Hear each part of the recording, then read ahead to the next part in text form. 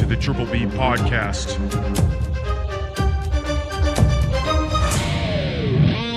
Let's fucking go. Welcome back to the Triple B podcast, Bourbon, Bells, and Blockbusters. I'm Ryan. I'm Tim. And this is our show where we drink on some bourbon, we talk about wrestling, and we cover all sorts of different things that have to do with blockbusters. Movies, yeah. shows. Hell yeah, man. We're back, episode 22. Coming at you now. Man. We have our bourbon today. This was my cash-in. We kind of changed up the way we're going about doing this.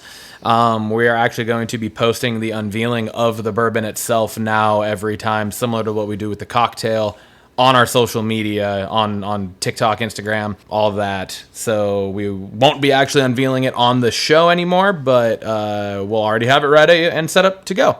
So Hell yeah.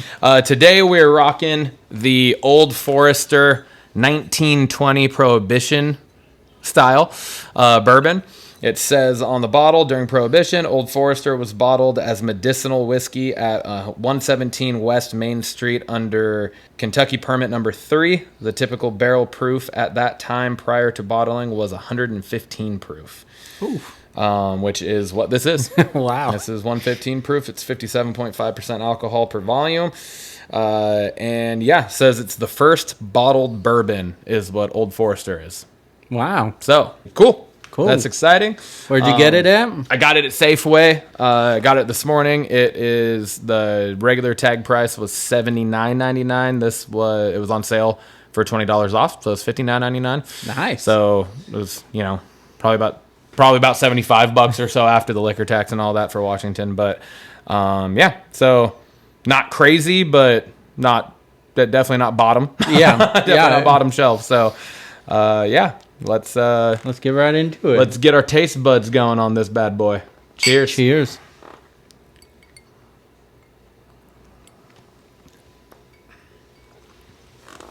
Man, that packs a punch. Yeah. Right? Yeah. Right in the kisser, right? Right in the You're crying, Tim. Right You're almost away. crying. Ooh. You talked about the wasabi effect on the last one. This one is... Yeah, that cleared the sinuses pretty good. Cleared. Damn, yeah. That's quite the bite for 9:45 a.m.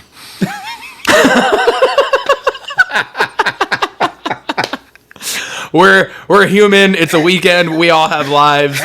Me and my wife have stuff that we got to get done today, so we are filming this as a morning episode. Oddly enough, both the morning episodes we've done have not been cocktails, and they have been the actual bourbon. We should plan that better. But yeah, so damn. You can taste the 115 proof.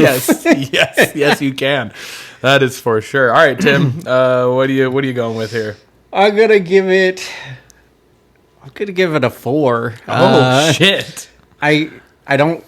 I don't hate it, and I know that's a low score, but it packs a punch. So hopefully it gets a little easier to sip on. Yeah, but like I said, my sinuses are clear right now. Yeah. So yeah. What about yourself? I'm not gonna go that low. I'm gonna go 6.5. Okay. It is, and I do think that our meters are off a little bit because it is before 10 o'clock in the morning. Yeah, that's true. That is true. But I think the flavor of it is good. I think it actually has a pretty good flavor. You can definitely, it is definitely 115 proof. You can definitely tell it, like you said, it packs that punch. But it like you said, really gets you right in the kisser. But yeah, it's not my favorite, but I could definitely drink it. I kind of get like it almost has like a fireball taste to it. It got that like cinnamon flavor, I feel like. I could get that in the burn. Yeah. I could get that. I don't necessarily have the flavor of like the cinnamon, but I definitely I see what you're saying with like almost a cinnamon burn. Yeah. Within the whiskey, I definitely understand why it was bottled as medicinal. Yeah. Because I had some congestion this morning. It's I'm gone. healed. I'm healed. I'm good to go. All right. Moving right along. We got our socials. You can find us on Instagram, X, YouTube, TikTok at TripBPod, Spotify, Apple, Amazon. We are the Triple B Podcast, Bourbon, Belts, and Blockbusters. And you can get our Gmail at triplebpod619@gmail.com. Hell yeah, brother. Hit us up there if you guys need or want anything. Football, dude. We're in a interesting point in this season. We're 4-4. We lost to the Bills last weekend pretty heftily, 31-10. I don't, and this could be argued, but I don't feel like the game actually was as, like, it didn't feel as big of a difference as the final score ended up being to me, because we just had so many idiotic situations that played out for us that had very little to do with Buffalo. That's true. We had the ball inside the 5-yard line 3 times, and we came away with 3 points. Like, we have a snap go over our quarterback's head, which is a fucking peewee football situation. Like, what the fuck are we doing? We have our guard step on our quarterback's foot and cause him to go down on 4th and goal from the fucking 2. Like, both of those two plays were from the 2-yard line. Yeah. Both of those. Right? And they ended drives. Agreed. And then the other time was that our second drive, I think we went down and kicked a field goal from inside. So it was just like a lot of stupid stuff happening, and not taking anything away from the Bills. Buffalo is a fucking team to be reckoned with for sure. Argue, like, they're playing like the best team in the AFC right now, with, like, obviously KC's undefeated, but they've looked like shit. Yeah, their offense is like nothing. Yeah, they have looked terrible for the most part through these first 6, 7 games, whatever, 8 games, whatever. Yeah, they are right now, 7-0, 8-0.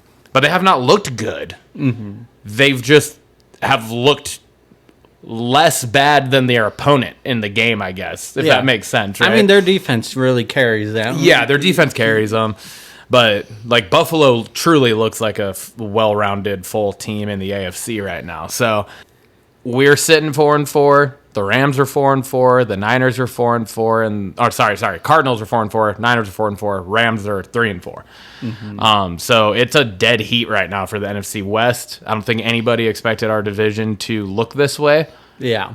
No, I figured Niners on top. Yeah, and Niners would be like maybe a 1 or 2 loss team right now, but they're tied with us and the Rams, obviously. Or I keep saying the Rams, Cardinals, because no one expects the Cardinals to be good. No, I think they're the surprise. Yes, they are definitely the surprise. But yeah, and then we got the Rams tomorrow at home, which scares me, because we have played fucking awful at home for years now, actually. It's been a long time since we've had that same home field advantage that we used to carry.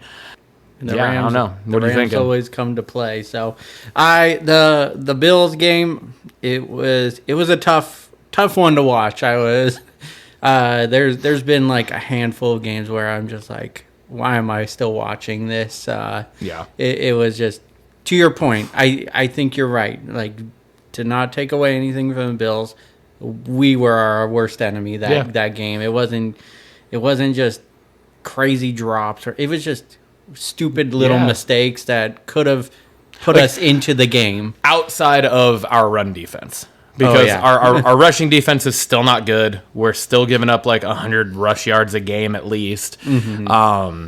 But outside of that, it's like most of these recent games, we've lost 4 of the last 5 games now. And most of them have been us fucking ourselves over. Like, a lot of them have been us just with boneheaded penalties.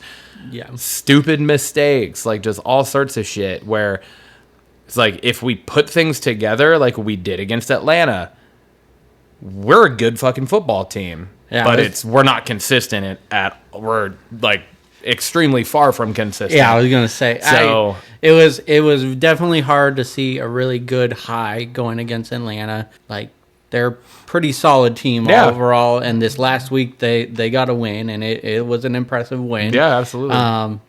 To then fall like this, it's consistency. I think is 100% right. So. 100% agree with you. I'm worried about the Rams. They're a tough team. I hate the Rams. I legitimately hate them. I hate Sean McVay. And I hate them because they're typically better than us. Yeah. Like, not necessarily better than us as a team, but they game plan us they very outcoach well. us Yes. so often.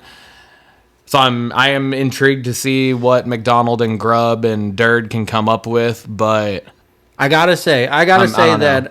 I'm gonna be patient for. I'm not like I think it's very telling. All those fans, internet people saying trade DK away.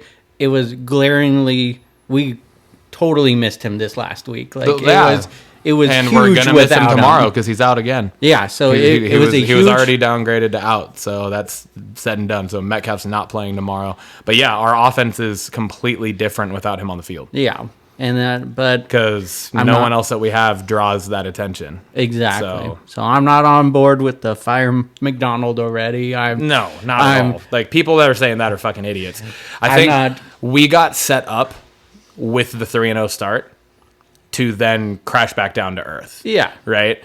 And I think that's where it is like, as a fan base, we have to like reset our expectations to what they were before the season started. Mm-hmm. With, it doesn't matter how this season goes, honestly, because nobody, not a single person before this season started expected us to start the way we did, or expected us to win more than 5 games, or expected us to make the playoffs, or be in a dead heat for the division, or anything like that, right? So, like, nobody expected that.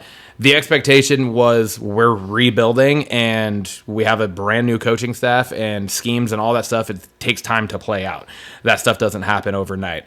So I think it's more of as a fan base, we also need to do a little bit of introspective thinking and reset our expectations to, we have a lot of shit that we need to work on. Yeah. We have a lot of stuff that needs to get fixed, and that's not just going to happen, from 1 week to the other. Yeah. It can't.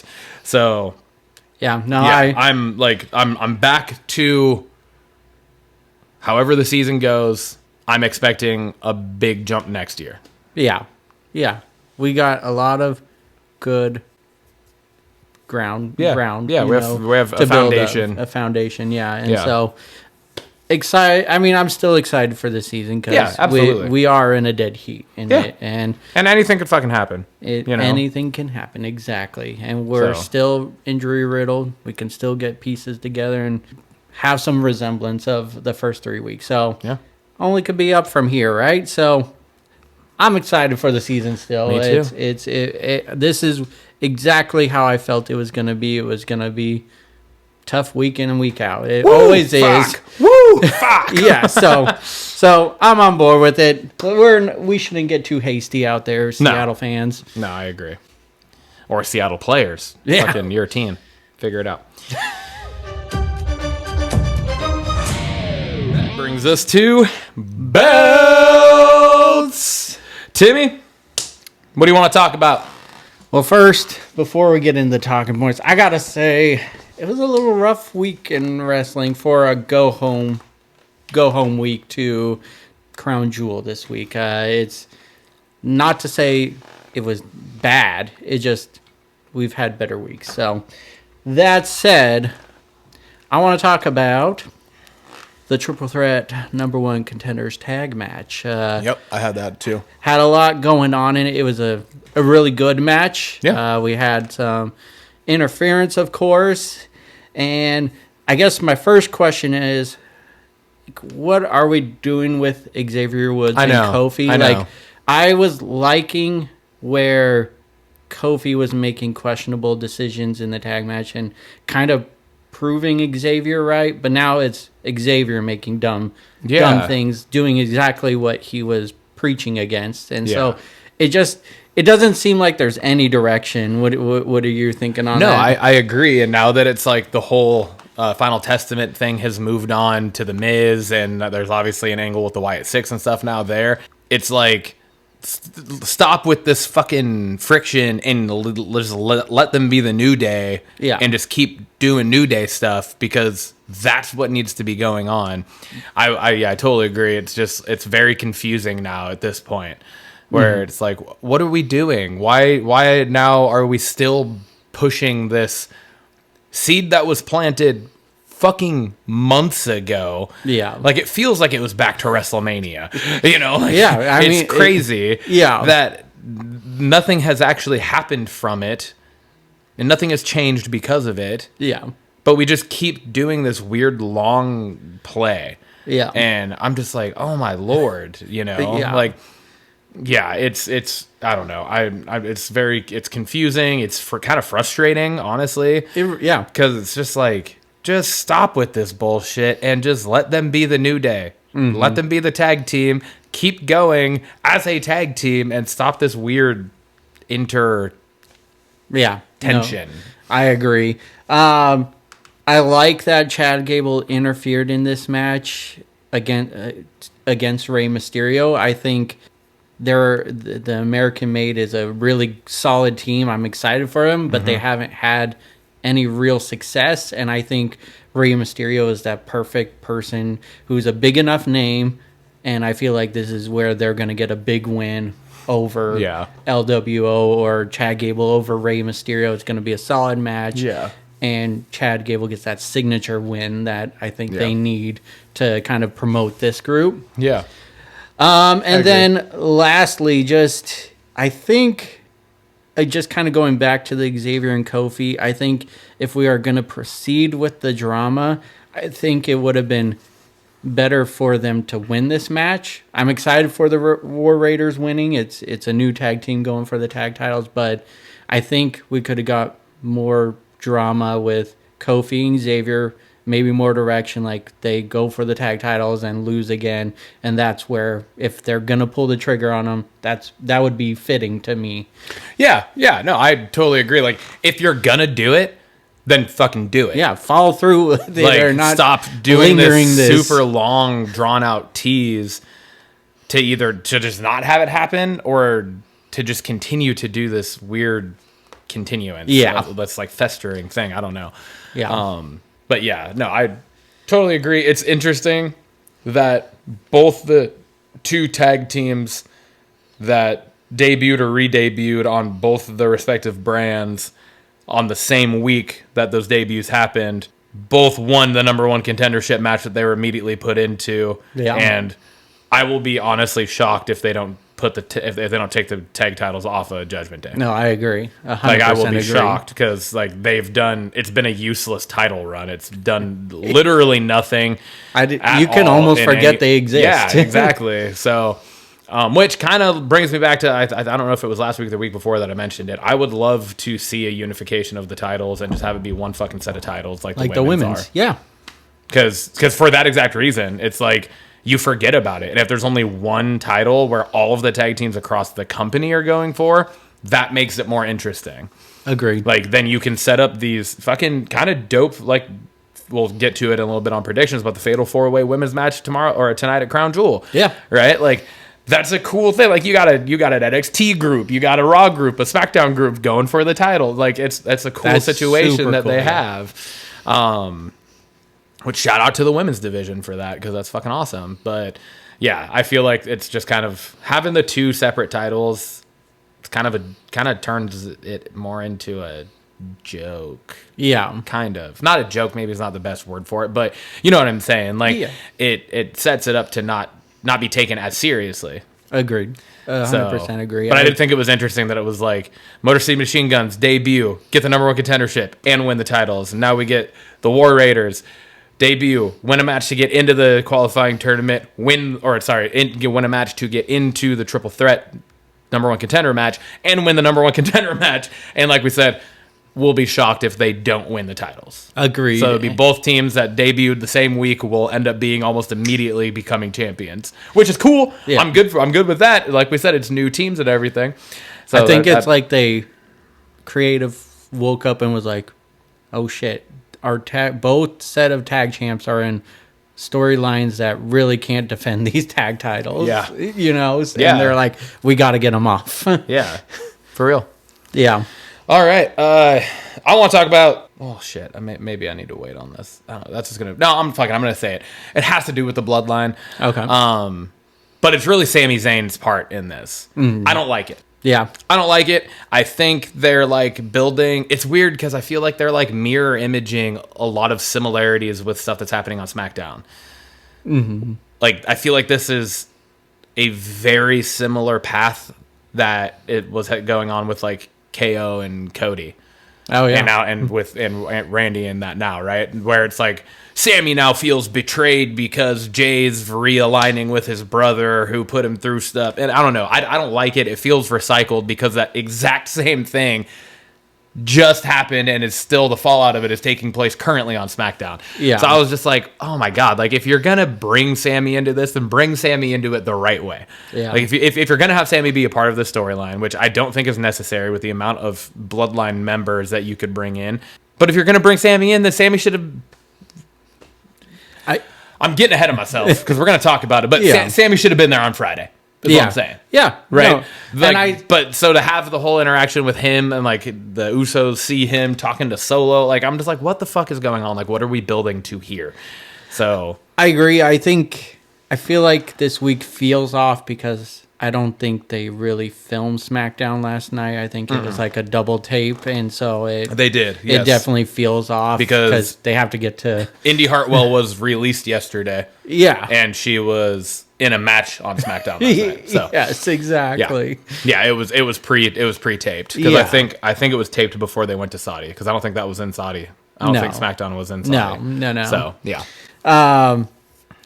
The only thing that has me intrigued is just the closing shot of Sammy talking to Solo, and it was probably just to calm things down, but it adds a little quirk to it that we don't know where Sammy will lie. But to your point, they got enough bloodline members where we don't need. We don't need Sammy involved in this and that. I think like we just with the KO storyline and stuff that drug all three KO, Cody, and Orton out of the bloodline saga. Yeah.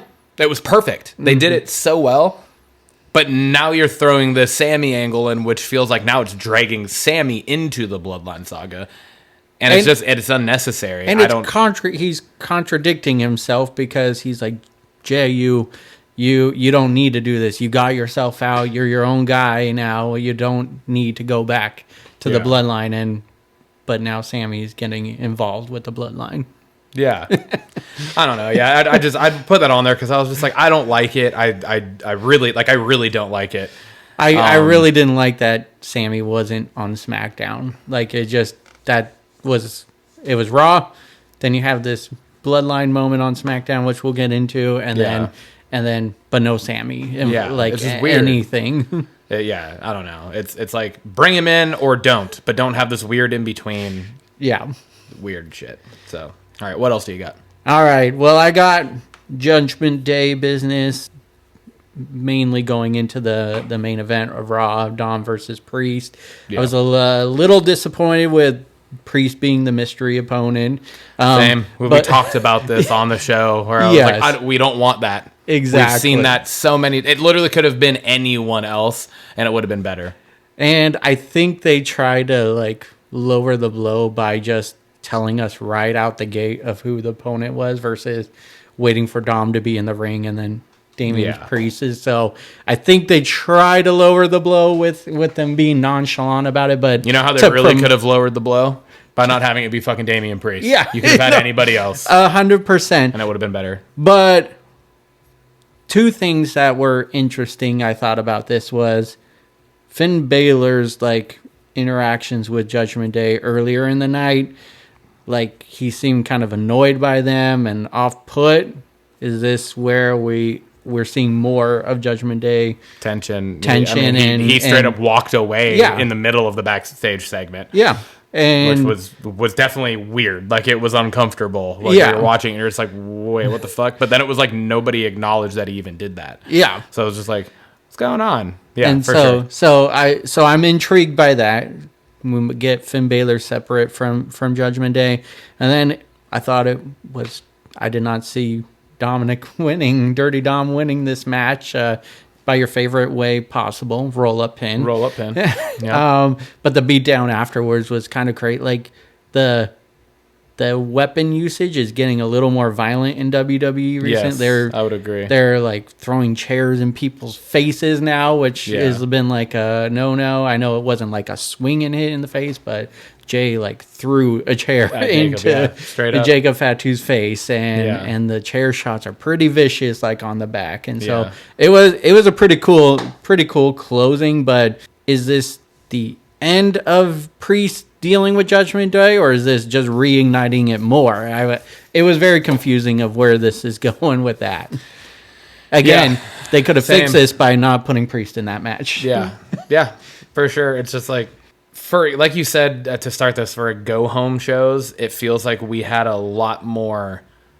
Like, I feel like go home shows usually just like build the tension towards the PLE. Yeah. Right. But I feel like this week it just created more chaos and unknown outside of what's going to happen at Crown Jewel. Yeah. So it's just like, what the fuck is going on? Yeah. I mean, I guess Survivor Series is right around the corner, so that's true, so you got to start building towards that. But yeah, no, it didn't feel like a go home show to Crown Jewel. All right. One thing I wanted to just point out was the backstage segment with Randy and Cody before their tag match on SmackDown last night. Okay.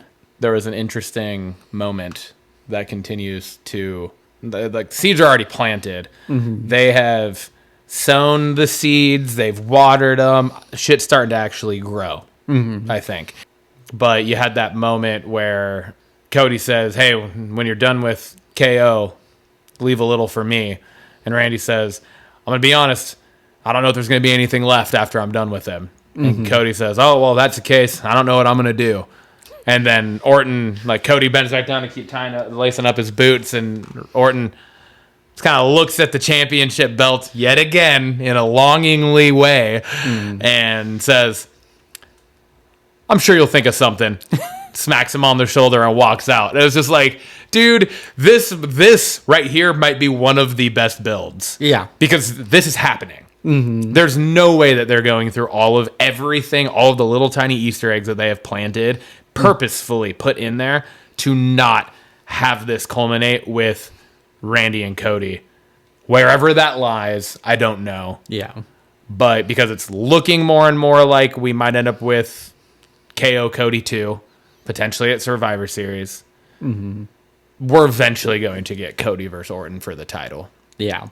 But yeah, so I think that's just, I loved it. I love this whole angle they got going on with Orton and KO and Cody, and there's just constant tension going on, like you can tell. So I think that's one of the more brighter spots of this week. Oh yeah, is their whole interactions and everything. So I'll just build off that because I had Randy on here, and I like the KO video again.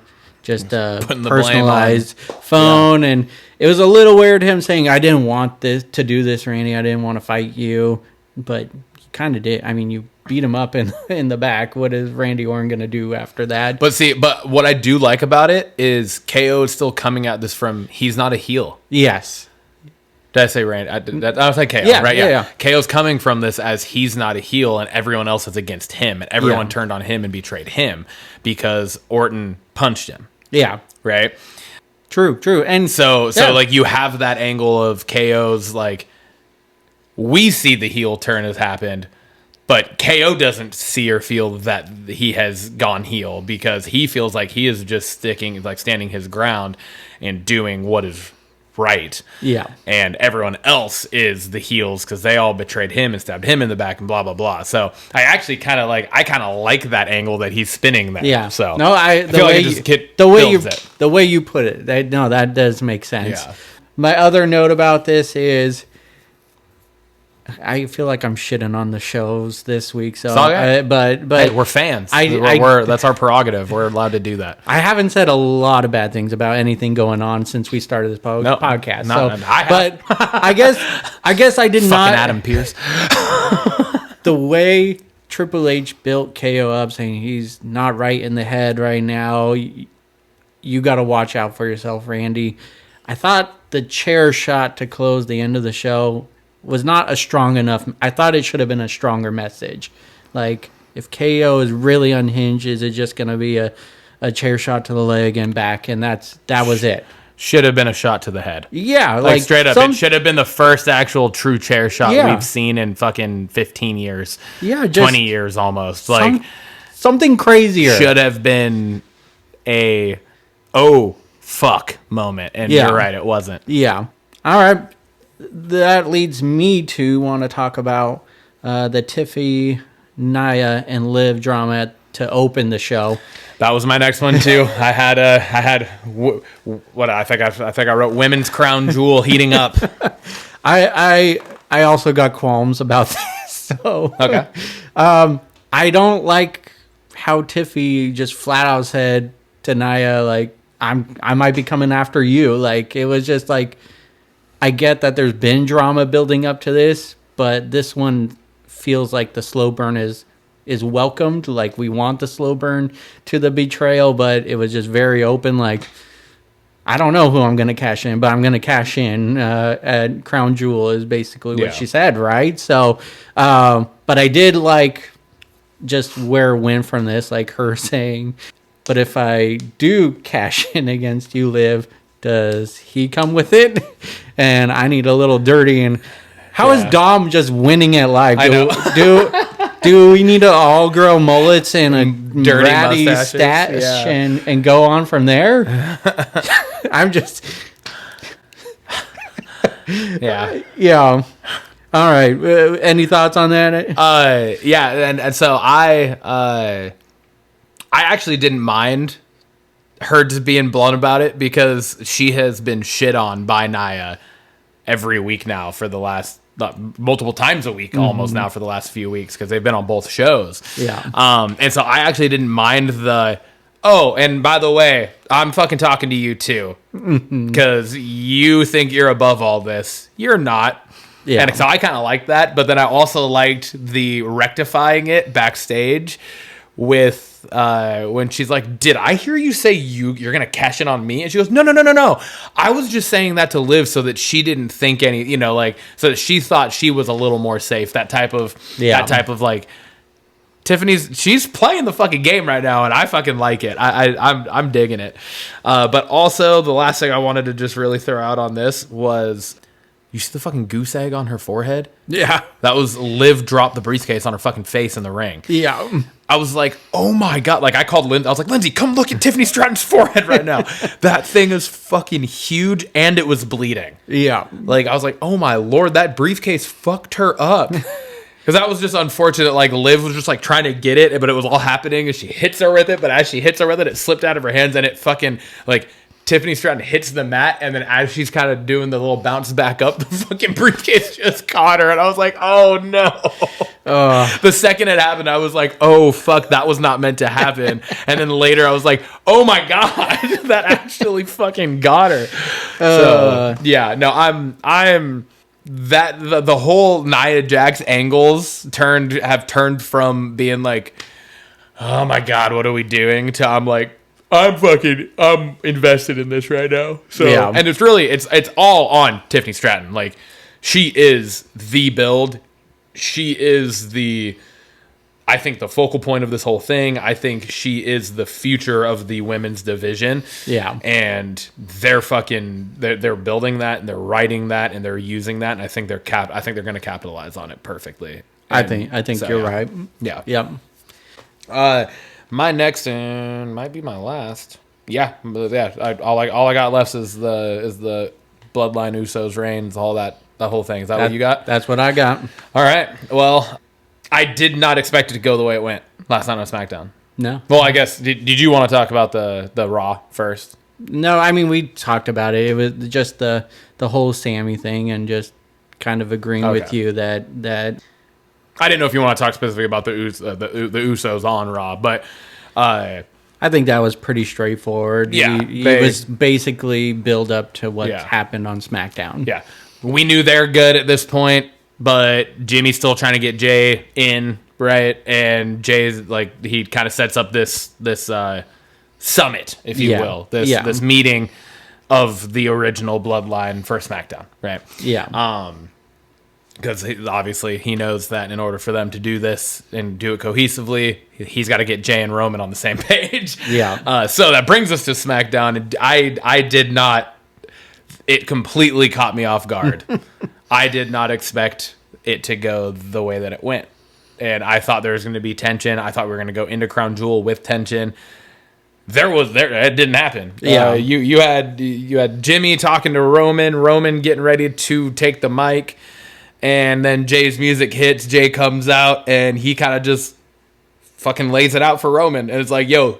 Dude, I loved that. Yeah, same. I absolutely. Yeah. Like, at first, I was like thinking, oh, they should really go into Crown Jewel with some tension. It would just be a little more to the story. But then the way Jay has been stepping it up way big on the mic. And he's so fucking good. And this, I love it because this promo was phenomenal. It was fantastic. And there's parts that there have always been parts of me where I'm like, okay, the like say two words and then like and then say two words and then or I've kind of sometimes been like, all right, it's a little overdone. Mm-hmm. But recently, I'm like, this is fucking working. He's making it work. It's working. Exactly. It's fucking building towards just the tension and just all of the, like, his emotion and everything. Like, you can really feel like it's taking over him and he's, like, having to breathe through to get the words out that he's trying to say. Yeah. I really liked I'm here for this. Let's run it back like we used to. But this time, we're equals. Mm-hmm. I'm not your gopher. I'm not your Minuteman. I'm not your right hand. Nothing. We're equals. You don't tell me what to do. Nothing like that. And I was just like, the whole time, I'm like, Roman ain't gonna respond to this well. Yeah, he ain't gonna respond to this. And what the fuck does Roman do? Yeet. I was like, what the fuck? I did not expect that at all. So yeah, man, we get Roman fucking just. Like, and then the closing of that segment, which part of me wishes that would have been the closing of the show. Honestly, yeah, no, 100%. Like, I feel like that was like you could have done the Cody Orton Gunther Imperium match earlier, yeah, and had the KO attack and like all that, and it would have been fine to just move on with the rest of the show. And then you should have ended with this happening because how many times we've ended with Solo's bloodline on top? Yeah, it would have been poetic to have it end with Jimmy puts the fucking one up and he's standing, and it was kind of funny because he looked like a little kid. Like he's like, and he's looking, you guys joining me? Come on. You guys joining me? Come on.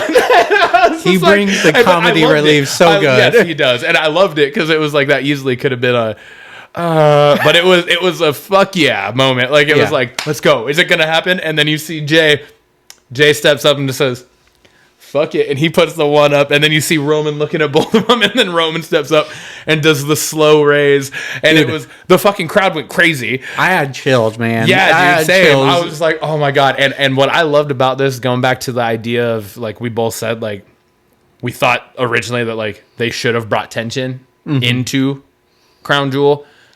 I actually ended up changing my idea with that, and I love that they didn't, because, and this is gonna, I think this is next, actually, is what we'll end up talking about with our predictions. So I don't want to jump too far ahead, but I think that's going to help continue to further build this. Mm-hmm. Them not having tension with what I think will happen at Crown Jewel. So, yeah. Well, like I said, we'll talk about that in a sec. I don't want to get too far ahead of myself. But yeah, so I was like, all right, for everything, like you said, that I felt was kind of like, about this week, that was fucking perfect. So, yeah. Like that segment was an A+, 115%, like perfection. I loved everything about it. So yeah, I just a few more things to add on it. Jay is so fucking over right now. Like he's a dude. That crowd was his crew that on fire. Dude, he stopped. I've never heard them just continue to sing his fucking song. I was like, oh shit, man. He is the most over member of the Samoan bloodline right now. Like, I mean, maybe ever. Honestly, like, he has everything. Mm-hmm. He has the fucking entrance that rivals The Rock's, right? With the just the music, right? Yeah. Because it's the electrifying. I didn't even mean to say that for The Rock, but that. Honest to God, that just happened organically. But it's that if you smell, and the fucking place goes crazy. Jay's "Ooh, so" is the same fucking thing. Where like Roman's is very low energy entrance. Yeah, like people go crazy for it because Roman's character is Roman, and he has done that himself. Yeah, but like his entrance is whatever. Yeah, right. Jimmy's is whatever. Solo's is obviously whatever. But like Jay is so fucking over right now. It's fucking great. It's just been great to see.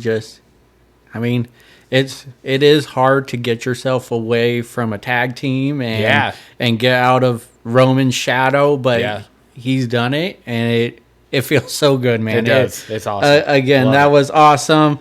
I really liked later on in the night Solo's promo, where kind of like what you said with KO is he doesn't feel like he's the bad guy. He was Roman's enforcer. He was there for him whenever he needed. And then he took the mantle when Roman went home. And I thought that was a cool segment where he's just like, I'm not the bad guy. I'm just trying to carry this on, and you guys are the ones that turned on me. So I really like that angle of it all. So I'm excited to see where it goes because it just keeps us talking about it's every talking point. It is. I don't even think it could be argued. I think it is hands down. The Bloodline is the greatest storyline ever told in the history of wrestling. I would agree. I mean, I don't know if there's anything ever that has been bigger than this, that has drawn more than this, and that has carried the longevity that this has. I mean, we're talking fucking like 5 years now. Yeah. Pretty close to, if not 5 years. It's rounding to 5 now. Yeah. So what other fucking storyline that has been consistent week in, week out for that long over wrestling history? Yeah. I don't know that there is one. I can't think of anything. So, yeah. So, I mean, it's fucking crazy, dude. Yeah. So, yeah. All right. That's what I got for That's what I got, too. That brings us to our banger of the week. My banger of the week is NXT. NXT is firing on all cylinders right now. Halloween Havoc was a fucking incredible show. The weekly shows have been great. The women's division, if they maintain what's going on, we got a bright future for WWE in the women's division because it is cooking on NXT. Just every storyline, it feels great. It feels like what got me really into NXT was just like the black and gold brand where Triple H was running it, and it's coming back to that feeling, and it's must-see TV every weekend. Again, Halloween Havoc from beginning to end, every match hit. It was incredible. NXT, giving your flowers this week. You deserve it. I love it. Yeah, man. I agree. I still don't fully watch it, but I am constantly on X. I'm on TikTok. I'm watching clips and stuff from it. So I see a lot of the stuff that happens. I see a lot of the like crazy fucking holy shit moments from the matches and stuff. No, man, NXT, like they're fucking Shawn Michaels is doing a fantastic job with NXT. And then next week we're back in Philly at the ECW arena, and we got Bubba Ray in a storyline with Trick. He's tagging with Trick and going against Ethan Page and Ridge Holland. Yeah. And then they're just, and RVD's got something going on with it, and Dawn Marie is a special guest referee for a women's match. So I like what they're doing on NXT. Hell yeah. That's awesome, man. I'm going to throw a complete fucking curveball here at you, and my banger of the week is not WWE related. All right. My banger of the week this week, and this goes back to our childhood, is TNA Bound for Glory.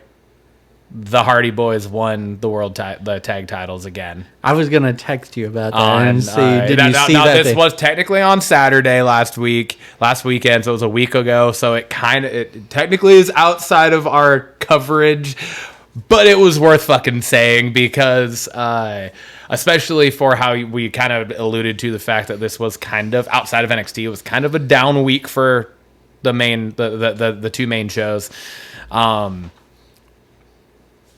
The Hardy Boys is my favorite tag team of all time. Jeff Hardy is one of my top probably 3 favorite wrestlers of all time. I know it's pretty close to the same, if not the exact same for you, or even higher potentially for you. So, like, most of my best core memories with wrestling growing up have to do with Jeff Hardy. Exactly. And, well, both Jeff and Matt, right? So to see them at this point in their careers recapture the tag gold, even in TNA, it's still just fucking dope. And that match was fucking crazy. Like, they were like Jeff and Matt, they're still hitting fucking spots that you're just like, God damn, dude, you guys should not be doing this type of shit anymore. But I mean, you get Jeff doing swantons off fucking 20-foot ladders through tables. You had Matt hitting fucking leg drop through table. Yeah. Like, Matt doesn't hit the fucking leg drop anymore. Nope. And he's hitting fucking leg drops through table. Like, it felt very nostalgic. The whole fucking what the fuck? The aesthetic of the match itself was like the fucking tie-dye graffiti spray paint on everything, like the tables, the ladders, like everything had that. I don't know what the theme was. I don't know what the vibe for it was, but it looked like we were in like some like underground rave club. Yeah. Like, I was like, this is fucking, but it fit Jeff fucking perfectly because that's always been his paint. Yeah. So it's just like, I fucking loved it. It was awesome, and I just wanted to throw that out. Was my banger of the week is the Hardy Boys recapturing fucking tag team gold, because it's been, I think 2016 was the last time that they held tag gold together. 2019 maybe. No, they did hold it for a brief moment in AEW.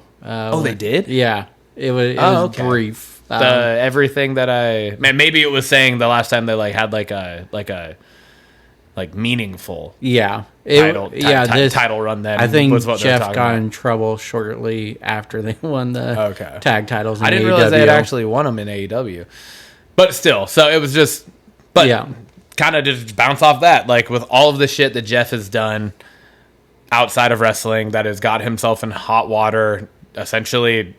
Like, getting fired from WWE multiple times now. Yeah. He ended up just leaving AEW, but it was essentially like a firing without being fired, right? Yeah. Like, they were done with him. To like rebuild to what they are now is really fucking cool to see. Yeah. So agreed. Yeah. That's sweet. That's my banger of the week. I like it. I wanted to throw that out there, because I know the Hardys hold a special place in both our wrestling hearts. Yeah. We got Crown Jewel predictions, Timmy. This is in no specific order. This is just like the order of... I kind of put it in the order of just like what I thought was like importance of storylines. Okay. If that makes sense. Yeah. And I put, with the understanding that, like, obviously I think the Bloodline one would probably be the last one, but I put, because it's Crown Jewel, I put the 2 Crown Jewel championship matches last. Yeah. So, starting with the women's Fatal 4 tag, it's fucking... Metaphor, Jade and Bianca. Yes, thank you. Damage Control, and Chelsea and Piper Niven. Chelsea and Piper Niven. That whole thing, I was trying to... Lash and... Their Metaphor? In NXT, they're Metaphor because they have 2 other members of their group. I didn't know this, so that's why that was new to me. But I think Cole called them something different last night. I can't recall. It was like the Meta Lash Ones Legend or something. And what's Jakari. Jakari, thank you. Yeah. But yeah. Okay, so what do you think? Predictions? My predictions are Chelsea and Piper win. Oh, fuck. Okay. No, I did not. That is not where I'm going, and I did not expect you to go there either. I'm gonna go Lash Legend and Jakari. I would love for that to happen. Because I think it would be fucking awesome, and like, what a better way to promote somebody from NXT to the main roster. I mean, even though they kind of been, those two have been on the main roster now for a couple weeks, but I don't feel like it still feels like they're just an NXT team that's just like in this. Yeah. So, but like, Lash Legend's so fucking good, dude. In that Fatal 4-Way match last night, she hit the fucking... She was the MVP of that match. She was, absolutely. And she hit that fucking... Her finisher, I still don't know what it's called. I still haven't heard the name of it, but she hit that finisher again on Bianca, and I'm just like... That fucking thing is dope. Yeah, it is such a cool fucking move, man. Just like the fucking back carry, torture rack, whatever the fuck you want to call it, into a fucking like face crush. It's fucking awesome. I love it. It really so is. I'm rooting for them. I think it would be awesome to see two new people with the tag titles like that. I think it's about time that we get some form of split between Jade and Bianca, because I think they both need to be in singles action like we've talked about before. Mm-hmm. But yeah, I'm going with them. Jakari. Lash and Jakari. The meta ones. Yeah, the meta ones.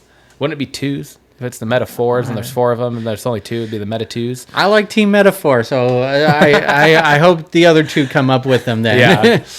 All right, that brings us to the U.S. title triple threat match between Carmelo, Andrade, and LA Knight.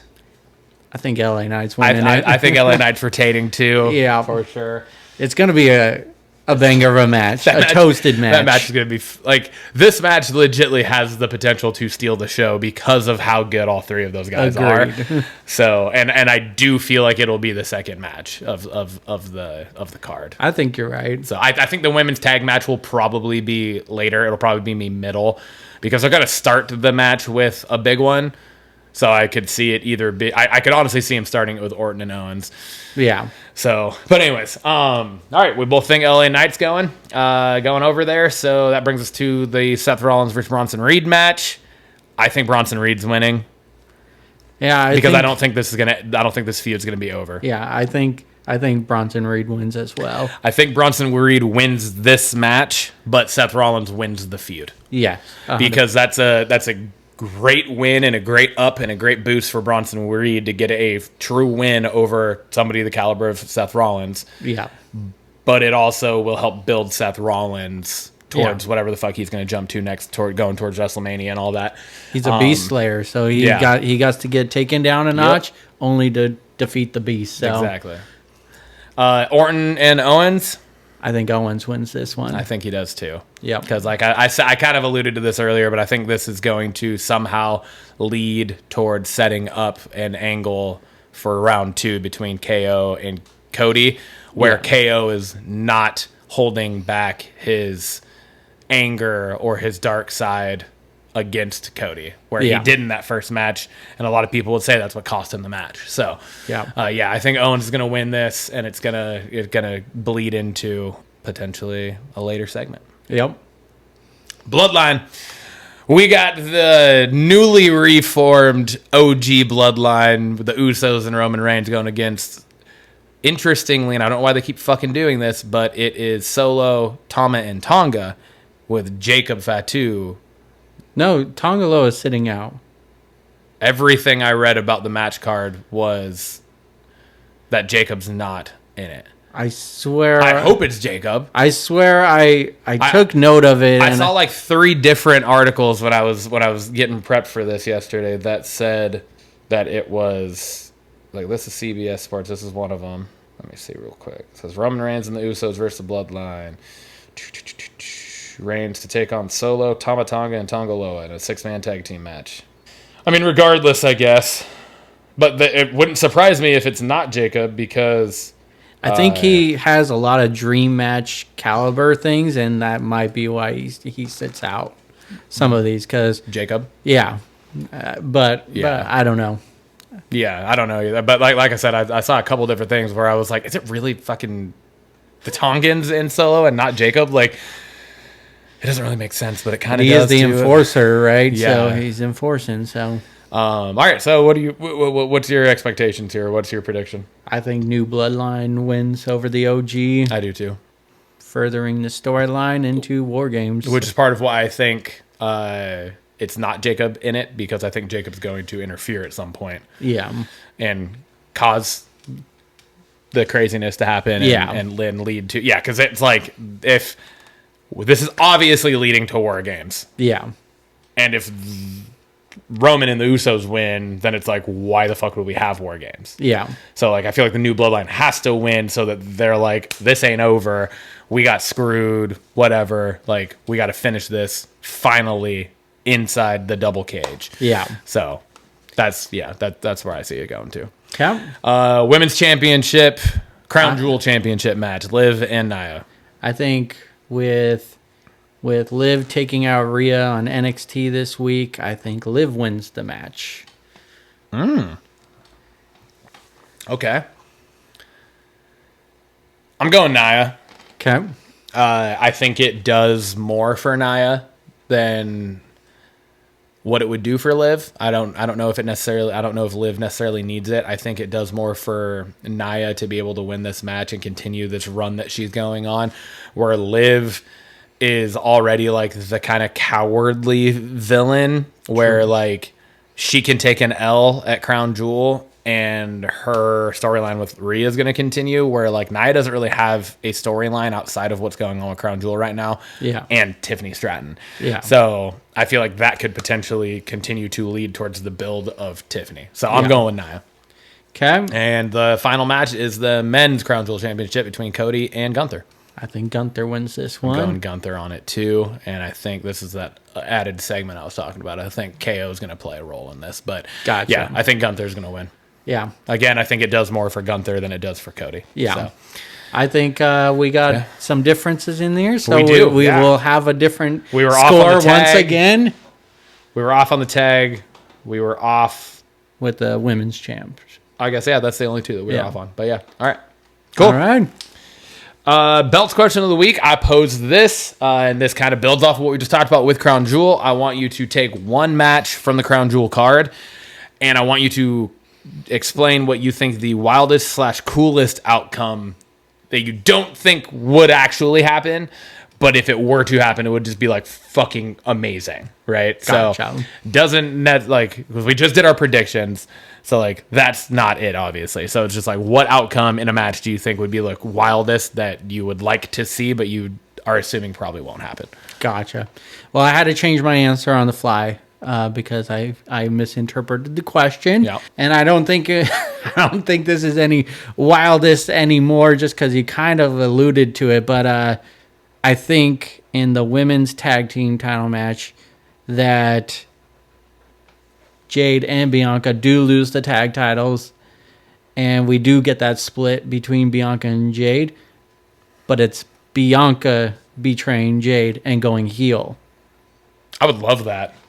I think that would be awesome, and I think that would be good for Jade too. Yeah. Because I think she could very easily be portrayed as a villain. Yeah. Or I think that's the obvious. Yeah, and so I think that would be a good swerve, and I think that would be good for both characters too. And Because like, when was the last time we saw Bianca heel? Yeah, If we've ever seen Bianca heel, Not in a long, since NXT, I don't believe. Yeah. So Yeah, that's that my would be- wild swerve. Yeah, I like that. That'd be awesome. Mine is, I'm sticking with the women's division. I'm going with the women's Crown Jewel match, and I think this would be the coolest way, and it would be unique because we've never had this happen before. Tiffany Stratton cashes in during the match, makes it a triple threat match with both titles on the line, which then in turn means there are now 3 titles on the line. Yeah. And Tiffany Stratton wins to become the first ever triple champ. Yeah. She would be the women's world champion, she would be the women's WWE champion, and she would be the first ever Crown Jewel champion. And what a fucking way that would be to usher in a new era of the women's division, with the future face of the women's division and Tiffany Stratton now being like the fucking person to just run it. Dude, She's now both champs. She's Crown Jewel champ. Like, that would be fucking, like, could you not picture Tiffy time? Oh yeah. And like Tiff, what would it be like? Tiffy 3 titles or something like that, Yeah. right? Like Crown Jewel around her waist with both the other 2 up on her arms. I think that would be fucking crazy, because We've never had that before. The closest we would have been Chris Jericho winning both titles in the same night. Yeah. It would be 2 belts and a ring because they're going to leave the titles in Saudi after the match, and they're getting like Super Bowl rings for the win. Oh, really? Yeah. That would be wild. Fucking stupid, but all right. What if I didn't know that? What if, and this would be dumb, but it would be wild. What if Tiffy messes up her cash in and says, "I'm cashing in," and she's cashing in just for the crown jewel, and so that's all she wins is the crown jewel, not one of the other titles. That would be fucking crazy too. Yeah, that would be wild. Just be wild.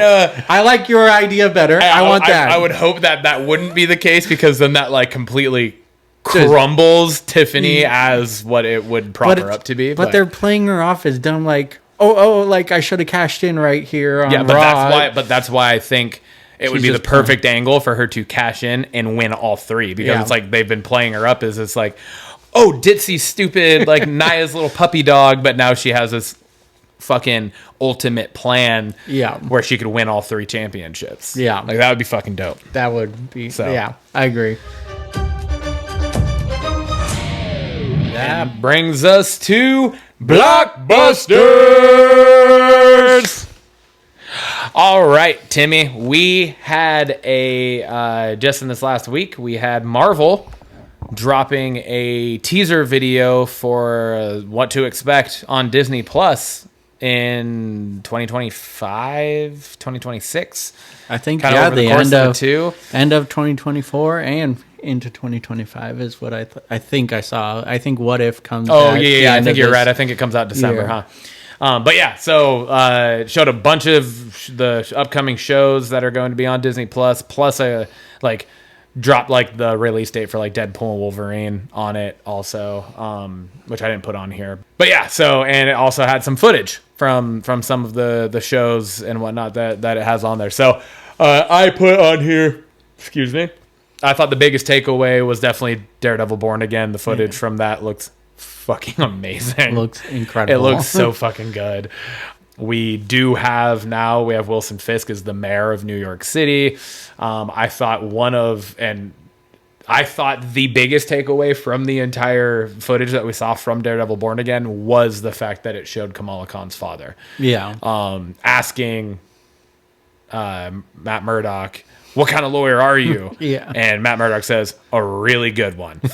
And so it's like, okay, so where does Kamala Khan's father now come in? Because that's Miss Marvel's dad. Yeah. Right? So, like, where is that coming in? So is that, like, is she going to be potentially in this? Like, is this kind of...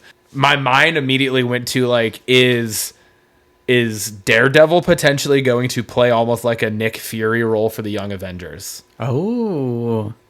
That's where my mind immediately went, and I don't know if that's accurate. I have no fucking clue, but that's just where I went, and I was like, "Is that possible? Because that would be fucking dope." Like him and Hawkeye together, kind of like lead them, or I don't know, because like Hawkeye obviously has the connections from the Hawkeye show, with Kate Bishop. So I don't know. It was just interesting to me. I thought it was. I thought that was like the main thing from this whole, what was it, like a 2.5 minute long teaser video or whatever. Yeah. Where I was like, that was fucking seemed random, but it's obviously not random. That's very purposeful that they have Kamala Khan's father in the Daredevil Born Again footage. So yeah, I thought that was a interesting little tidbit there. What about you? No, I agree. I think definitely the biggest thing I'm looking forward to from this teaser is Daredevil. It looks incredible, and from what we've talked about before, it's going to be just as violent as the Netflix season. If not more so. Yeah. We saw the Punishers back and everything, so... We got what the fuck is it? The Muse. We gotta look at the Muse, too, in it. So, who is apparently going to be the primary antagonist of this season of Daredevil, assuming that there will be more than one season. Yeah. Stoked for Daredevil. That comes out, I want to say it's 2025, right? Yeah. That was 2025. I want to say like February, March somewhere time, I want to say, but could be wrong on that. We also got another live action, some footage of another one of their live action shows, and that's Wonder Man. Yeah. Which I cannot remember the actor's name. But I cannot either. Yeah, I'm not even gonna try. Yeah. But it's essentially the character of Wonder Man is an actor that becomes a superhero. Mm-hmm. So, like the clip that you see is him auditioning for the role of Wonder Man. Mm-hmm. So it's kind of a meta play on it, which is kind of cool. Yeah. I like that. We didn't get a whole lot from it, but we just saw pretty much him stepping up for the audition. We got the fake Mandarin in it. Yes. I'm assuming he's playing the same role because it's an actor. Trevor. Yeah. Yeah. And it's Ben Kingsley. Ben Kingsley as Trevor. So, and he was in Shang-Chi, and he was in, obviously, Iron Man 3. So, It'll be interesting because I don't know a lot about Wonder Man, but I was reading up on it, and the name Zemo came up because Wonder Man's originally a villain turned superhero. So I wonder if they'll somehow get Zemo tied in from the Winter Soldier into this show. Yeah.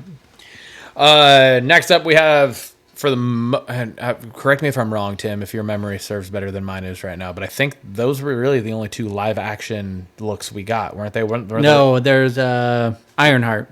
That's right. Fuck. I knew I was forgetting one when I put this on here. Ironheart. And that looks fucking dope. Yeah. With Riri Williams back in that role where she came in Wakanda Forever. Yeah. And yeah. So, I mean, the clips from that are essentially, it looks like you get more. She has a couple different variants of her suit. Yeah. And there was a Red Hood. You got a good glimpse of Red Hood, which is being played by Anthony Ramos. Mm-hmm. So it's shocking that I forgot to put that on here, and I just knew. So I just rattled off so much information off the top of my head about it. Yeah. But yeah. So yeah, we got the live look at that, which was also cool. That was one that I've kind of forgotten about. Yeah, because there's been very little information about it. Yeah, and we only saw her in Wakanda Forever. And then it was kind of like, oh yeah, they're going to do this, but then we haven't really heard anything else about it. So yeah, no, I agree. I think I'm a big fan of robot tech suits in movie shows and just causing destruction and they show little bits and parts of that. I'm here for it, man. Absolutely. And then we got a handful of the animated shows that are going to be coming out. We got Friendly Neighborhood Spider-Man, which there wasn't a lot there. It was just two clips. Clips, 2 scenes, whatever but you it want to had call it. Miles Morales. It looked like. It looked like it. We got Eyes of Wakanda, which looks interesting for sure. I think the animation style of it was very intriguing. It looked really cool. Yeah. We got What If season 3. Super excited for that. Yeah, that'll be the first 2 seasons have been great. 'Cause I like the idea behind it where it's literally the show's called What If, so it's literally talking about all these what if this happened, yeah. right? And it's you have different people playing different characters and stuff so. It's pretty cool. It really dives into the multiverse of everything. And then lastly, with the animated, which may have been the most impactful, was Marvel Zombies, because you got the return of Thanos. Yeah. In it, you got zombie Thanos. Yeah. Zombos, if you will. But yeah, so just a really cool little teaser drop that Marvel put out that allowed us to get a good look at what to expect in the next 2 years on Disney Plus, and gave us a little bit of intrigue and just excitement. Yeah. I thought it was a well done little teaser trail. For sure. I liked that it started with a little bit of Daredevil footage, but then it actually jumped into Daredevil. A little bit later. So. And then of the animated shows, I gotta say I'm most excited about the Marvel Zombies, just because that was one of my favorite episodes from the first season of What If, and I think it's been a popular episode, so it just made sense to go with that. So excited for it. All right. Moving on, we have a little bit of an update on the Twisted Childhood universe, also known as the Pooniverse. The Pooniverse. Where the we've talked about this before. Yeah, the TCU, where we've talked about this before. We had Pooh, Blood and Honey.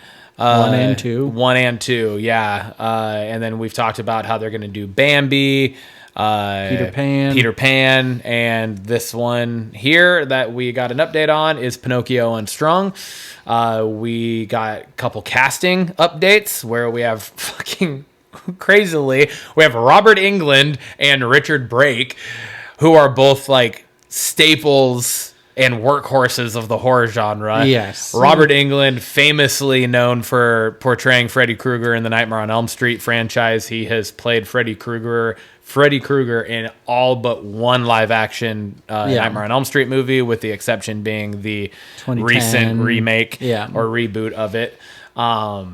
But yeah, so and then Richard Brake is in quite a few Rob Zombie horror films with 31 and 3 from Hell, but he was also in Barbarian.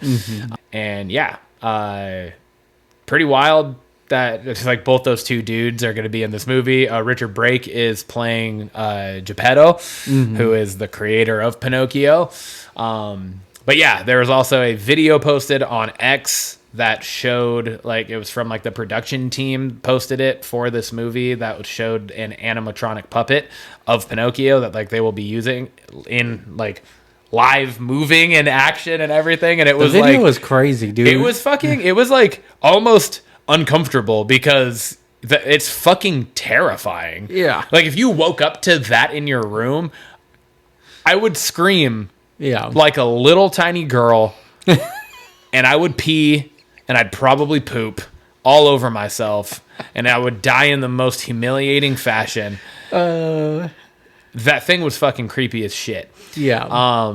But yeah, so not a ton of information about it, but that was just a little bit of updates that I wanted to throw out there since we've covered this kind of in depth now at this point. We've covered it pretty well. So they continue to add to it. What do you got? I like just building seeing how the doll looks and how they're bringing it to life is pretty crazy. It sounds like it's the next movie filming currently, and sounds like they're going to be coming out rapid fire these next 3 movies. Because they're talking Bambi and Peter Pan. You said are they already in post production? Yeah, they're in post production. And then we got this one filming. So yeah, it sounds like they're ramping these up. I mean, we had read when we originally covered it that the Pooniverse Monsters Assembled or whatever it is, like what's going to be like their Avengers type movie for this, where all these characters are going to come together, comes out in like 2026. Yeah, it's really quick. Or maybe it was like maybe it was late next year. I don't even remember. So it's like they're pumping these things out. So, and it sounds like, I mean, obviously I'm sure it's going to how it plays out, but it sounds like they got ideas to continue it past this with Snow White and Cinderella as well. So Snow White. They're gonna fucking turn the goddamn dwarfs into fucking like evil cannibals or something, aren't they? I'm sure. Fuck, man, dude, I'm stoked for this. I love it. I actually had a student who's also one of my tennis players. That would have been yesterday morning. Talked to me. She was like, "Yeah, I watched Pooh, Blood and Honey the other day," and I was like, "Really?" And like I had like a 15-minute conversation with her about that, so that was cool. That's awesome. So these are out there. They're getting fucking a little bit of traction going. So I think it's both movies out so far have made their money plus more. So I mean, and we've talked about it. Obviously, we covered them, but it's such a unique idea to turn these childhood favorite cartoon characters into fucking horror movies. Yeah. It's brilliant. Mm-hmm. So I love it. I would love to see them do more shit like that. So agreed. All right. This brings us, I think this is the last of our like new news stuff for Blockbusters this week, but the movie's called Year 10. I just randomly found this and I was like, dude, this kind of falls right up our alley of stuff that we cover. And I thought the trailer for it was very unique and very intriguing because there were no words. Mm-hmm. I don't know if you noticed that, like if that actually like stuck out to you, but there was zero verbiage. There was no words. There was no dialogue. There was nothing. It was literally just music and scenes, which intrigued me even more. Like it captivated me to be. I was like, oh, I gotta fucking put this on. So the synopsis for this movie is 10 years after the fall of civilization, cannibalism has become the only option for humanity's dwindling survivors. When a violent tribe murders his father and steals the medicine keeping his love interest alive, our protagonist must embark on a treacherous journey battling the elements, packs of vicious wild dogs, and the cannibal group, or else lose the only thing he has left. It stars Toby Goodger, Duncan LaCroix, and Hannah Kalike Brown. And it's directed by Ben Goodger. I do not know the relation between those two. I did not look it up. I'm assuming it's father son, like father directing, the son's the star of it potentially. I don't know. Could also potentially, they might not even be fucking related. I have no idea. But to kind of just, I think, build off of what we were saying with like there was no dialogue in the trailer, I think it just kind of plays more towards like the feel of this movie and kind of just like that kind of elemental environment that they're trying to portray within it. Is when you look up the cast, it's literally like Toby Goodger plays this person, Duncan LaCroix, I believe, is the person that plays his dad. But then as it goes through, it's literally like Hannah Kalike Brown plays girl. This other person plays lover. Like, it's just like these, they're not like actual character names, they're just like descriptors almost. But that's like on IMDb. Yeah. So I thought that was interesting, but I feel like it was like it's purposeful. Yeah. You know, like I feel like that has intent and there's point behind it. So yeah, I don't know. I thought, well, what did you think about the trailer? I thought the trailer was intense, man. It was just like, holy shit. I love post-apocalyptic movies. It's just, it's always like a, what if this happens? And then they show different variations of it in all these different movies. Absolutely. And I thought this was just another good twist on that. It's just, intense is the only thing I can think of, just because it's almost like Quiet Place, like, because you got dogs on the loose and you don't want to draw attention because food is scarce, and so you're trying to just be avoiding other groups of people that have come together. So I like the idea of it, and it was super, like, had no knowledge of it before reading it on the agenda today. So super excited for this one.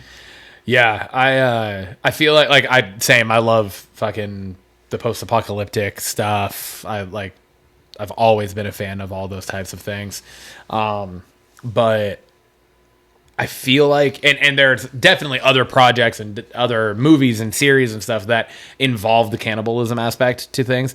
But I feel like this is like one of the first ones that truly, it seems like that's kind of the centerpiece to this, where it's like the main antagonist is a group of cannibals that these people are going to be trying to run from. It's kind of what it seemed like within the trailer. And so I was like, that's kind of new, because I don't feel like that's ever really, like, cannibalism I don't feel like has really been a focal point in a lot of main movies. I'm sure, like I said, there have been points and there's been little emphasis here and there of it in other projects, but like for it to be kind of the front running antagonistic part to it, I thought was kind of unique. At least to me and stuff that I've watched. So agreed.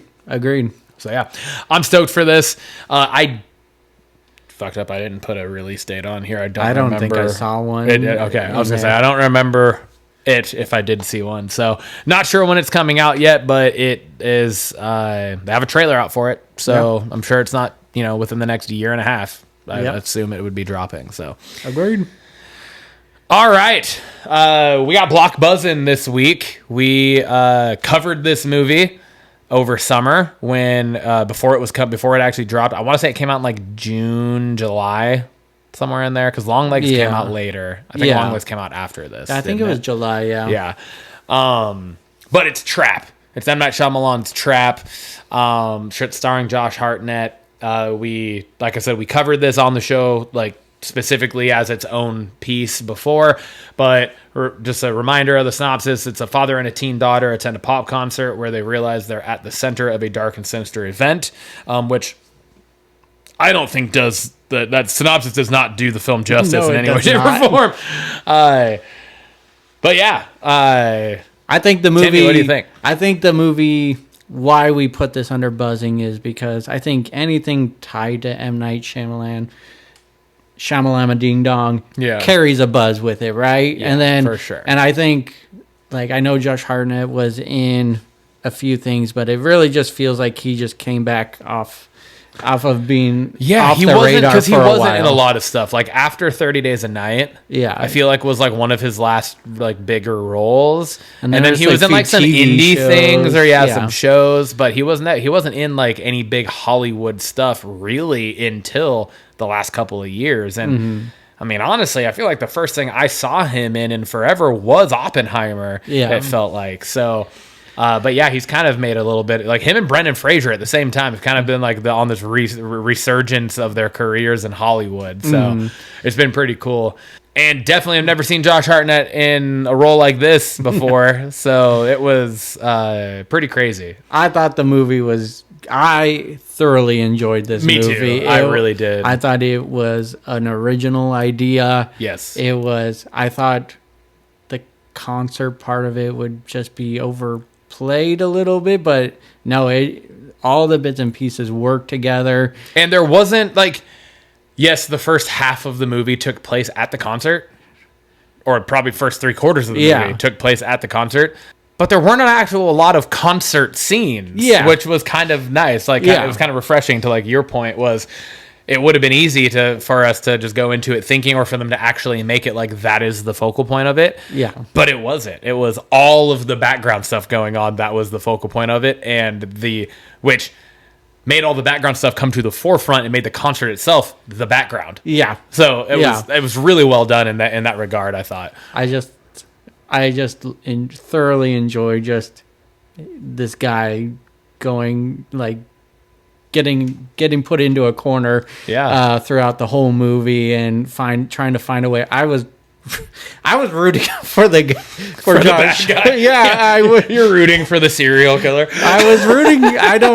But I think that's telling of how good the movie was. I was just like, oh, how is he going to get out of this? Is he going to get out of this? Yeah. And I don't think the twist was super crazy, but it did catch me off guard of the final twist, the Shyamalan twist that he typically puts into a movie. Yeah. But no, thoroughly enjoyed this movie.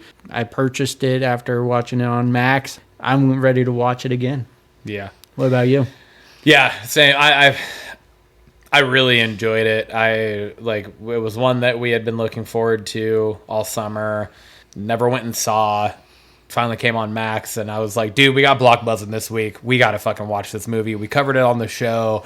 And yeah, I thought it was very unique. I thought it was a very original spin on a, serial killer type movie, because it showed you the humanity side of it, I guess, in a way that was almost makes everything more unnerving and creepy. For sure. Because it's like this could literally be anybody that you know. Mm-hmm. Like Tim, you could be a fucking serial killer, and I would have no fucking idea because you're just like the nicest little teddy bear of a person, and you know what I mean. And we're gonna have to talk after this. But yeah, no, but like seriously though, like that's kind of the vibe that this movie put out, was just like you fucking never know people. Like, I mean, he's literally leading a double life. Like, he is a serial killer, but he is at a pop concert with his daughter. Yeah. Right? So it's just like there's that whole double life thing there, which like you see and you hear about all the fucking time. Like 90% of Dateline episodes are about somebody leading a fucking double life, really. And so like it happens very regularly, but it was just like the way that this one played out was. And then dude, shout out to fucking I forget her fucking first name, but it's M. Night Shyamalan's daughter who played the pop singer. Yeah. Lady Raven in the film, she played a much larger role in the movie than I anticipated her playing. Yeah, no, I did not see that and coming she either. did amazing. Like, she did fucking great in it. I don't know what her other film credits are. I don't know if this is her debut in a movie. I don't know. It could be, it could not be, but either way, she did really good, and I thoroughly enjoyed like every minute of this movie. This was one where, again, phone was down. I was into the movie from beginning to end, minus bathroom breaks. But other things I liked about it, we get another. I know he makes a cameo in all his movies, but you do see M. Night Shyamalan in the movie. Sure do. Yeah. And then the other part, which kind of makes it all the more creepier and unnerving, is it's set in today's world. Technology is everywhere. Yeah. Yet he's still able to have this double life. Yeah. And almost, well, I won't spoil, but, almost get away with it, right? And that's crazy. That's crazy that, there's so much technology and he can still slip under the radar. And it definitely sets up more story. Mm-hmm. Yeah. Yeah, and we'll just leave it at that. But it definitely sets up more story. So, super good film. Definitely, it's on Max right now. So if you have Max, go watch it. If not, it was definitely worth the rent or the buy or whatever it is that you got to do to see it. It's definitely worth it. It's a super good movie. I think this is one of M. Night Shyamalan's better movies that he's put out in the recent years, and I've liked everything I've watched from him. Yeah. But I thought this was better than Old. I really enjoyed this movie. Josh Hartnett is a fantastic actor. Yeah, dude. And so. The critics, I believe, gave it an 80% on Rotten Tomatoes, and the fans gave it a 65. Ooh.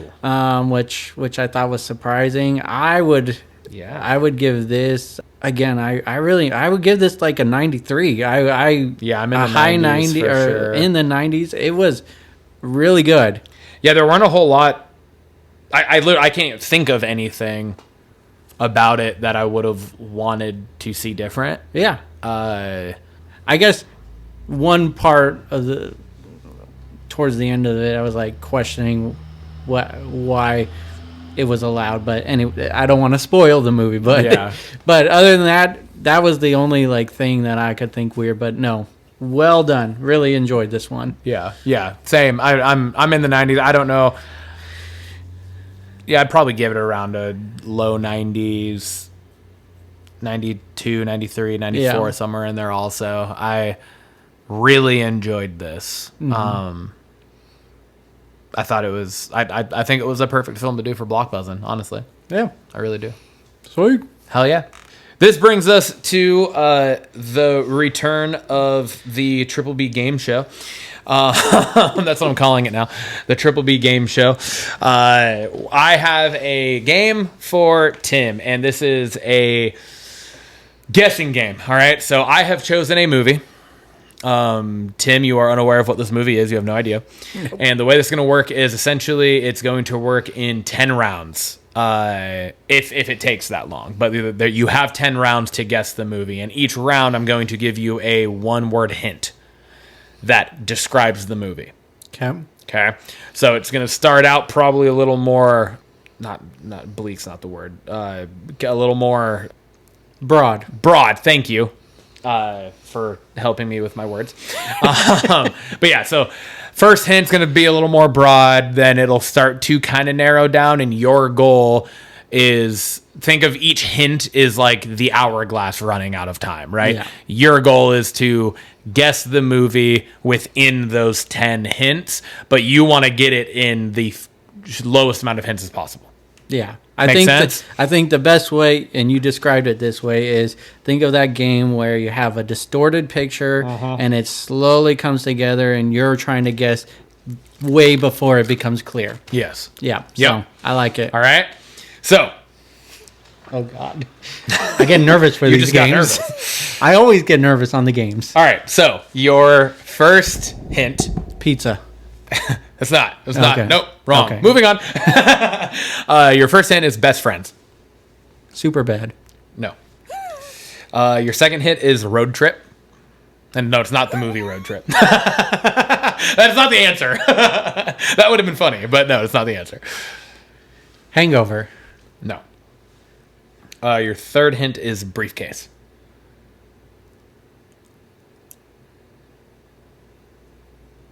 Dumb and Dumber. Yes. Yep. Damn, dude, nice. In 3, that's pretty fucking solid. Nice. that do you was a want to good- hear the rest of my? Yeah, I do. I was going to hints? ask. So hint 4 is going to be gloves. Okay, yeah. Hint 5. This is where it really starts to like. If you wouldn't have had it by 4, I would have. If you wouldn't have gotten it for these next ones, I would have been I would have been screaming at you. Yeah. Hint 5 is IOU. Okay, yeah. Hint 6 is skiing. Okay. Hint 7, tuxedos. Okay. 8 is moon landing. I said one word, so I guess more like one phrase. Yeah, whatever. yeah. Hint 9 is chance. So you're saying there's a chance. And hint 10 would have been like the home run, which is Aspen. I like it. All right, that was you a got fun it. one. Yeah, you got it in 3. That's fucking awesome. And I guessed a movie for each one. So, yes, you did. Yeah, So I like that. nice. All And right. you were like in the right vein. Like everything you said were comedies. Yes. Like buddy comedy movies. So Yeah. yeah, that was perfect. And I think they all tied to Awesome. the words. I think that'll have to be a that's got to be in our rotation. yeah, that'll have to be I in the like that. rotation for it too. I call All right. dibs on next round. Awesome. I love it. All right, and to wrap it up, we got our Blockbusters question of the week. I also posed this.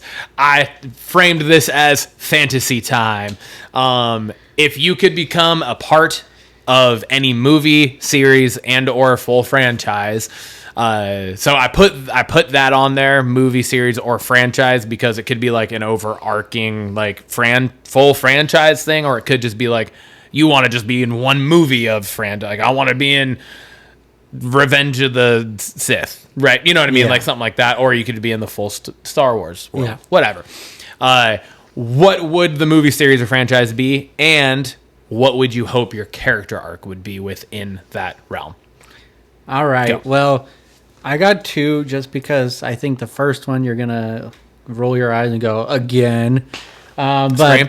yeah, I want to be part of the Scream franchise. I want to personally be Ghostface, but I want to be the like first it. person to get away with it and be the first recurring Ghostface in Yeah, another. because we haven't had that, huh? No, and into another film. And I think the Yeah. first person that was going to do it was in Scream 4. I won't tell if anyone hasn't watched that movie in the past 14 years, but yeah, no, I thought it would be really cool to be Ghostface, to be on the serial killer side of things and get away with it and get caught in the next movie. Just be, I thought that would be fun. But then just because I was like, I say Scream for everything, and I don't want that to be the only thing that I'm known for, is being in the movie, fighting with my family, essentially being Paige's character. Like, Okay. I think we've all dreamed, in our group, a lot of us have dreamed about being a wrestler. a female wrestler, yeah. Yeah. Female wrestler for the WWE. But no, being in the WWE, becoming a wrestler, and I thought the movie was really good. Yeah. And I thought it would be fun to be part of that thing, and it ties in our whole podcast together. Yeah, it does, for Belt- sure. belts. Movies, belts. Yeah, all of it. I think there was So, drinking in it too. I'm so sure. Hell yeah. And if, sure there was if some there bourbon. wasn't, there was going to be. What about you? Dude, that's fucking awesome. I went, and honestly, you probably could have picked this, where I'm going to go with this as well, because I would have definitely guessed you would have said Scream. Yeah. And I feel like you could probably guess that I'm going to say Harry Potter. Oh yeah. But I'm going to throw you with this. Okay, because I knew you would probably be like, yeah, obvious. You're going to say you want to be in the world of Harry Potter, obviously. Who wouldn't? But the character arc that I'm going, which is funny because it's actually kind of in the same vein as what you said with Scream. So this is what I wrote. I want to be a former detective turned professor at Hogwarts Okay. who is secretly evil, Ooh. with the ability to steal young wizards' power and potential through murder, I like it. while leading an investigation into who is doing it. Dude, that's awesome. Yeah. That is Yeah, I've given this a little bit of thought before. You better coin that right now. Copyrighted. But yeah, submit it for a story. I've always, I mean, I fucking played the Harry Potter game. I don't even remember what it was called. But anyways, it was something Hogwarts or whatever. But like where you kind of create your character. Hogwarts Legacy. Is that what it's called? Maybe, yeah. It's the one that just came out like a year, 2 years ago or whatever. And like they don't have Quidditch in it, but you have like you can fly on the broomstick, and you have like that's like the whole fucking open map, open world, all of it. Like I played that game, and like the whole time I was just like, God, I just want to I want to Avada Kedavra some motherfuckers.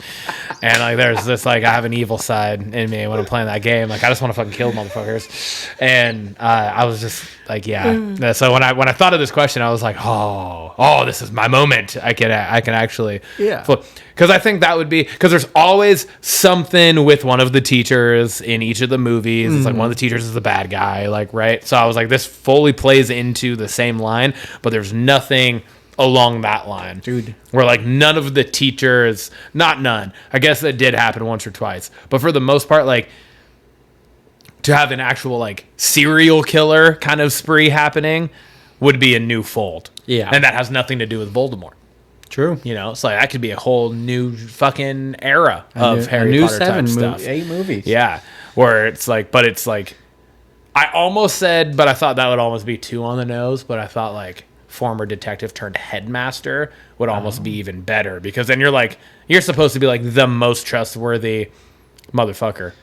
But you're actually the one that's like murdering young, powerful wizards before they have actually like fully discovered their potential, to then you get, it's almost like, never mind, I'm not gonna say that because I don't want to spoil anything, but we'll talk about it off the show.